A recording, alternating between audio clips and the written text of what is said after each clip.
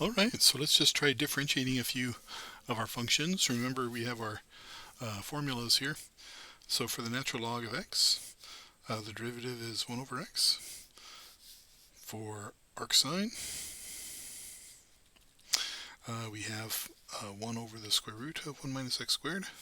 And for the inverse tangent, oops, that's arctan as well, it's 1 over 1 plus x squared.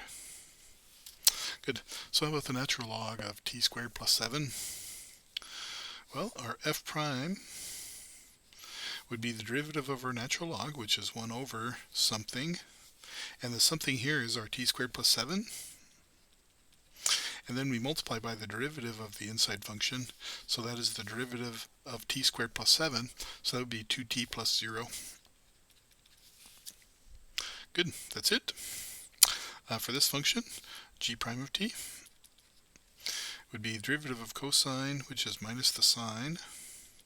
And then leave your inside function alone, so that's the natural log of t. And then we multiply by the derivative of the inside function, which will be, in this case, 1 over t. Good. So that one's done. And then finally, our h of w. Notice that this is a product, right? So the derivative of the first one is 5 times the second function, which is just arcsine of w, plus 5w times the derivative of arcsine, which is 1 over the square root of 1 minus w squared. Good. So that's number, so this is 1, 2, 3, and number 1, 2, and 3 from our book. Number 1 to number 3. What I wanted to take a look at was, let's see, number 10. And so let me pause for a minute and bring that up. Okay, before we, oops, yeah, I think I'm running. Okay, before we do the exercise, I just wanted to make a note of this typo in the book. So the book has, or actually in the online version, I should check the online version, I haven't done that. But at the point AB, it says that the slope at A is equal to m for the tangent line. And so remember what we said about the inverse function. If AB is on the graph of f, then BA must be on the graph of f inverse. And if m is the slope of this tangent line, the slope of the tangent line for the inverse at point B must be 1 over m. But notice that the book had, at least this book, has that m is equal to g prime of b. So that's incorrect, right? 1 over m is equal to g prime of b.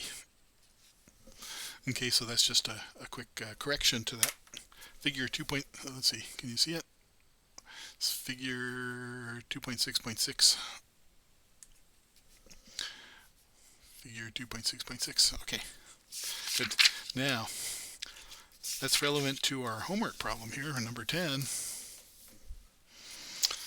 Right, because we're told that we want to estimate a value for f prime of 1 first.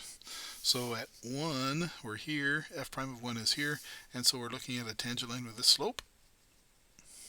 That slope is bigger than 1. Let's see. It's probably not quite 2.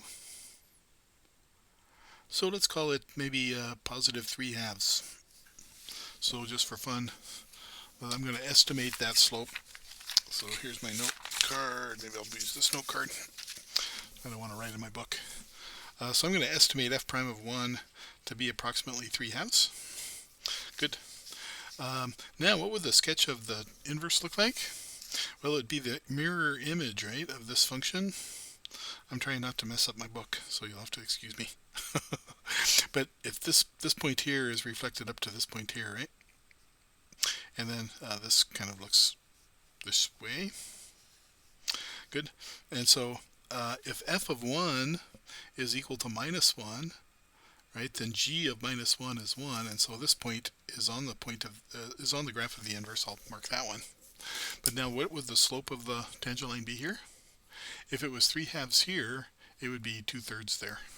Okay, so g prime of 1 or sorry, g prime of negative 1 now would be 2/3. It'd be the reciprocal of that. Good. And so that's what we're kind of getting to here based on your work. What is the value of the inverse derivative at negative 1? And so it's the reciprocal of what you found in f prime of 1. Good. So that's the problem number 1, or problem number 10 in section 2.6.